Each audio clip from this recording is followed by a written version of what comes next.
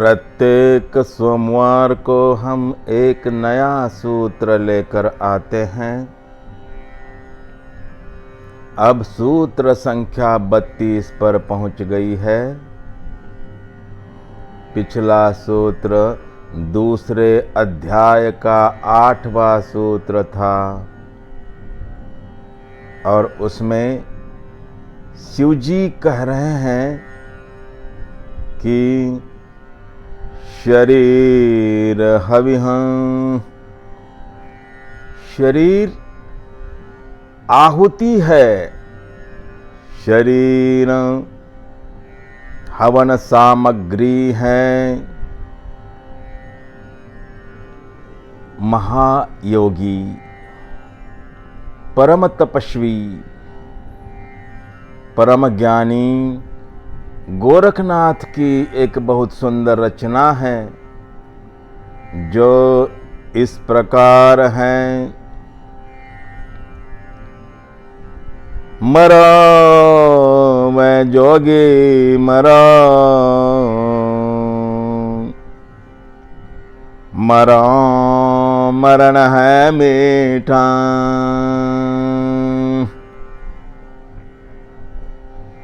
तिस मरनी मरो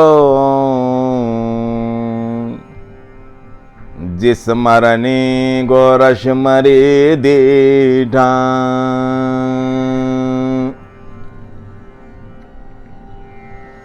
बहुत प्यारा ढंग है,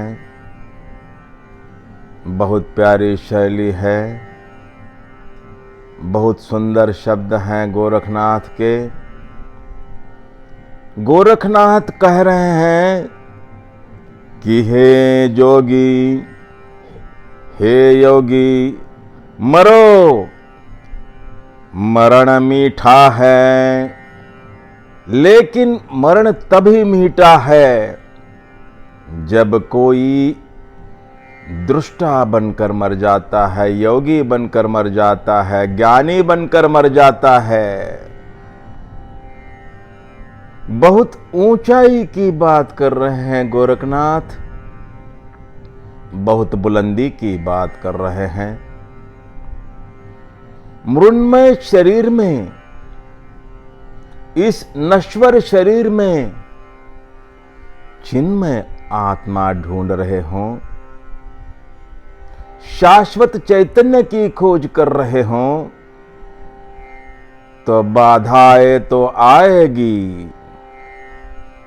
जो जो बाधाएं आएगी उन बाधाओं को हवन कुंड के हवाले कर दो,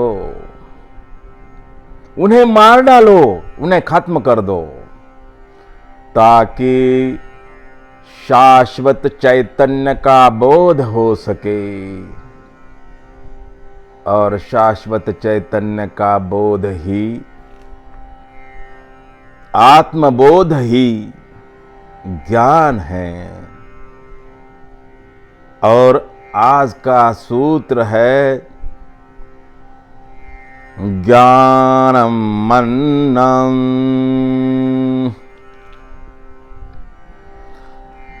ज्ञान अन्न है। शरीर अन्न के विकार से पैदा हुआ है और अन्न पर ही जीता है, अन्न से ही जीता है। अन्न शरीर का भोजन है। मनुष्य बड़ा मूर्ख पशु है कि अभी तक उसकी समझ में ये नहीं आया कि क्या खाना चाहिए, कितना खाना चाहिए, कब खाना चाहिए, कैसे खाना चाहिए। लाखों सालों की उसकी संस्कृति है, लेकिन अभी तक ट्रायल और एरर में ही जिए जा रहा है। कभी कहता है रिफाइंड ऑयल, कभी कहता है कोल्ड प्रेस ऑयल, कभी कहता है आयोडिनाइज्ड साल्ट, कभी कहता है रॉक साल्ट। और कितनी सदियां लगेगी और कितनी पीढ़ियां इसी तरह जिएगी। कब तय होगा, कब अंतिम फैसला होगा कि क्या खाना है। कुछ भी खाए चले जा रहा है। अब सूखी मछली को ही देखिए, 2 किलोमीटर से उसकी बदबू आती है, लेकिन जिसको स्वाद लग गया है वो बड़े मजे से खा रहा है, वो उसमें बड़ा आनंद ले रहा है। कोई गुटखा खा रहा है, कोई तम्बाकू खा रहा है, कोई शराब पी रहा है, कोई ड्रग्स ले रहा है। ये भी क्या खाने की चीजें हैं? खाने की मात्रा पर तो मनुष्य का कोई नियंत्रण ही नहीं है।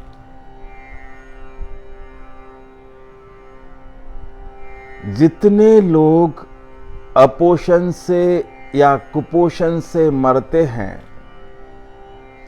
अन्न न मिलने से मरते हैं, उससे कई ज्यादा लोग अतिसेवन से, ज्यादा अन्न खाने से मर जाते हैं।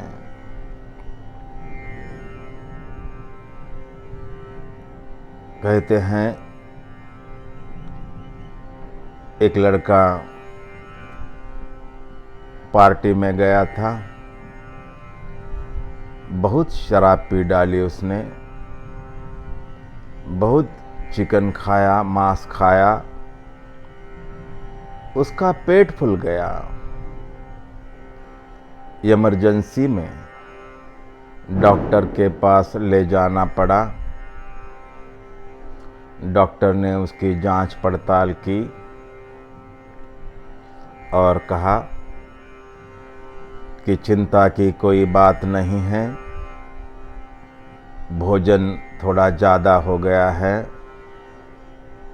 मैं यह गोली देता हूँ, यह दवा देता हूँ, यह गोली खा लो, यह दवा पी लो, ठीक हो जाओगे। उस लड़के ने मुस्कुराकर कहा, डॉक्टर साहब क्या मजाक कर रहे हैं? गोली खाने के लिए पेट में अगर जगह होती, दवा पीने के लिए पेट में अगर जगह होती, तो एक पेग ही नहीं और मारता, एक और तंगड़ी ही नहीं खाता। यह बेहोश आदमी का लक्षण है।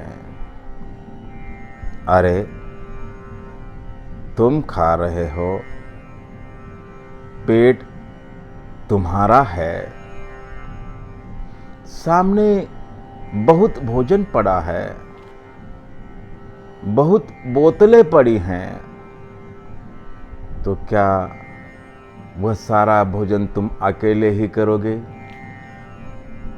उन सारी बोतलों को तुम अकेले ही पी डालोगे?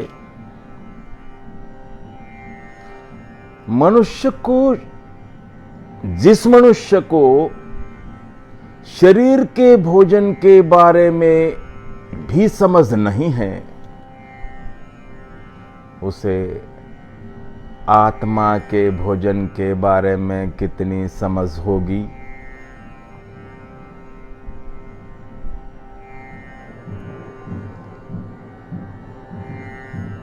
ज्ञानमन्नम्।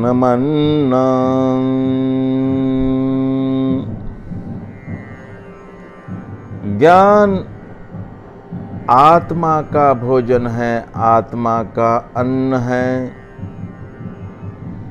और इस बात को फिर दोहराऊं कि पांडित्य ज्ञान नहीं है। ज्ञान का अर्थ है ब्रह्म विद्या, ज्ञान का अर्थ है ब्रह्म ज्ञान,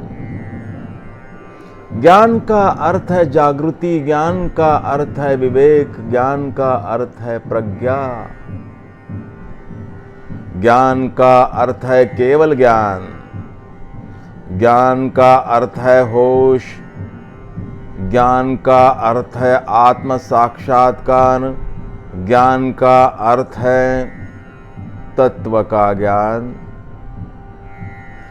शरीर को तो भोजन मिल रहा है, लेकिन आत्मा भूखी मर रही है और जन्मों जन्मों से मर रही है। शरीर को जैसे अभोज्य भोजन खिलाया जा रहा है, नॉन फूड स्टफ फूड मानकर खिलाए जा रहे हैं, वैसे ही आत्मा को ज्ञान के नाम पर कूड़ा करकट खिलाया पिलाया जा रहा है। कभी किसी के शब्द सुन लेते हैं, कभी किसी के प्रवचन सुन लेते हैं, वचन सुन लेते हैं,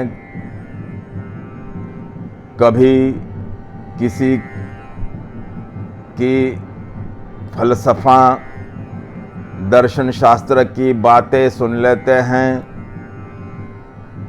कभी कोई शास्त्र पढ़ लेते हैं और उसी को ज्ञान समझते हैं। ये शब्द और वचन ज्ञान नहीं है, स्तोत्र और पाठ ज्ञान नहीं है, वस्त्र अलंकार और नकल ज्ञान नहीं है, दान धर्म और तीर्थाटन ज्ञान नहीं है।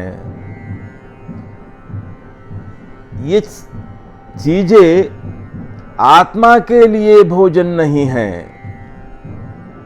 किसी भी विचार को, किसी भी विकल्प को, स्वप्न को हवा देना ज्ञान नहीं है। बहुत सूचनाएं इकट्ठी करना भी ज्ञान नहीं है। कला, साहित्य, मनोरंजन, कल्पना सब मन का भोजन है। मनुष्य 3 तलों पर जीता है। एक शरीर के तल पर, शरीर के तल पर उसे अन्न चाहिए। दूसरा मन के तल पर, मन के तल पर जीने वाले मनुष्य को मन का भोजन है कला, साहित्य, कविता, मनोरंजन। कोई इक्का दुक्का, कोई विरला व्यक्ति आत्मा के तल पर जीने लगता है। आत्मा का तल सबसे ऊपरी तल है और आत्मा के लिए ज्ञान, शुद्ध ज्ञान, आत्मज्ञान ही भोजन है। सदी में कोई एकाध व्यक्ति उस तल तक पहुंच जाता है, सिद्ध हो जाता है, बुद्ध हो जाता है, दृष्टा हो जाता है, जागृत हो जाता है।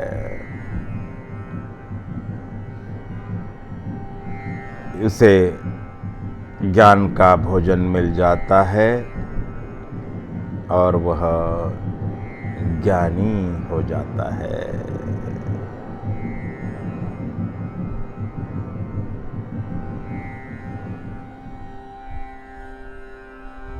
मनो बुद्ध्यहंकार चित्तानि नाहं न च श्रोत्र जिह्वे न च घ्राण नेत्रे न च यम भूमि न तेजो न वायु चिदानंदरूपं शिवोऽहं शिवोऽहं।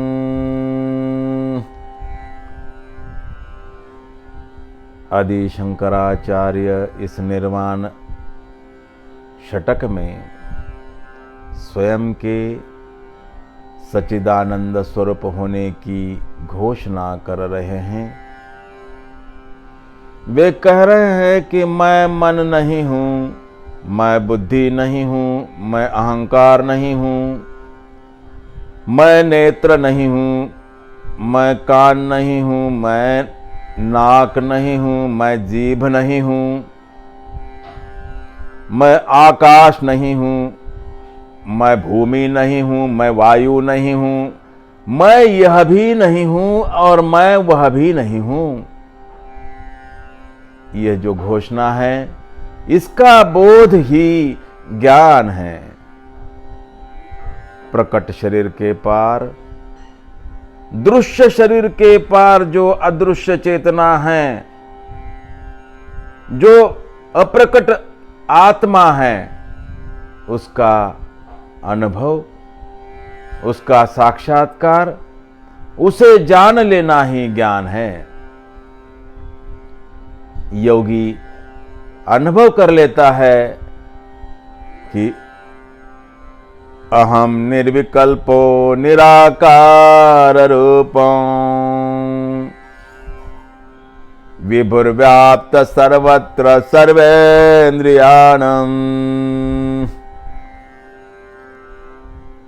मैं निर्विकल्प हूं, मैं निराकार हूं, मैं चैतन्य रूप में सर्वत्र मौजूद हूं, मैं सर्व इंद्रियों में मौजूद हूं, सर्व इंद्रियों को व्याप्त कर रहा हूं। इसी अनुभव से आत्मा परिपुष्ट हो जाती है। किसी ने गीता का शब्द शब्द कंठस्थ किया और गीता उसका अनुभव नहीं है तो वह ज्ञान नहीं है।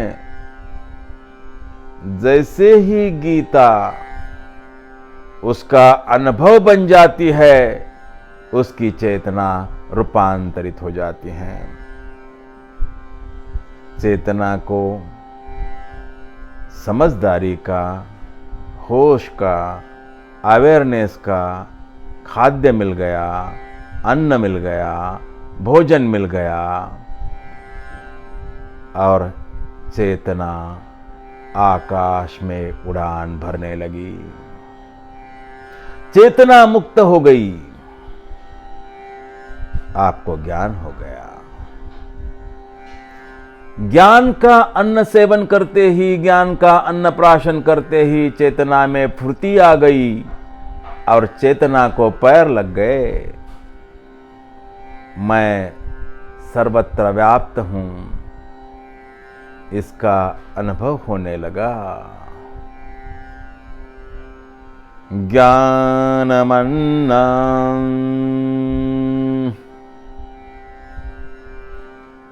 श्री शिवाय नमस्तुभ्यं।